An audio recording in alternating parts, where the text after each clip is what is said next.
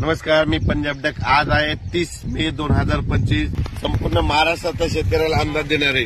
राज्यातल्या सर्व शेतकऱ्याला एक आनंदाची बातमी, इतका पाऊस पडला। मग आता उघडणार कधी?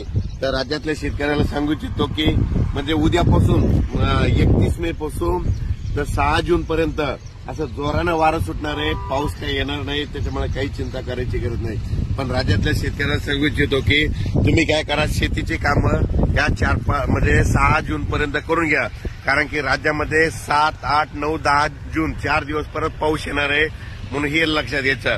आणि ते 7, 8, 9, 10चा पाऊस भाग बदलत पडणार आहे, म्हणून हे अंदाज लक्षात घ्यायचा। पण राज्यात मात्र 6 जून पर्यंत हवामान कोरडं राहणार आहे, पाऊस काय येणार नाही, त्याच्यामुळे काही चिंता करायची गरज नाही।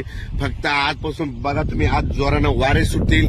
वारे सुटल्याच्या नंतर काय होईल, उद्यापासून चांगलं कडक सूर्यदर्शन होणार आहे, म्हणून हा अंदाज लक्षात घ्यायचा। पण राज्यात काय झालं, इतका पाऊस पडला, आणखीन जवळपास 8, 10 दिवस वापसा होत नाही। पण माझी विनंती, ज्यांचं रान जसं तयार होईल तसं तुम्ही तयार करा, कारण की राज्यामध्ये 7, 8, 9, 10 जूनला परत थोडा पाऊस येणार आहे, म्हणून हा अंदाज लक्षात घ्यायचा।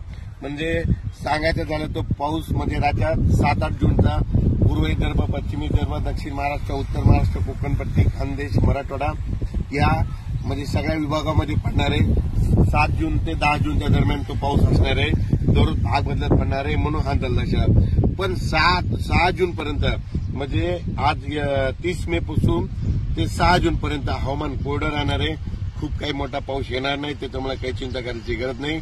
अचानक वातावरणात बदल लगेच एक निश्चित दिला जाईल। धन्यवाद।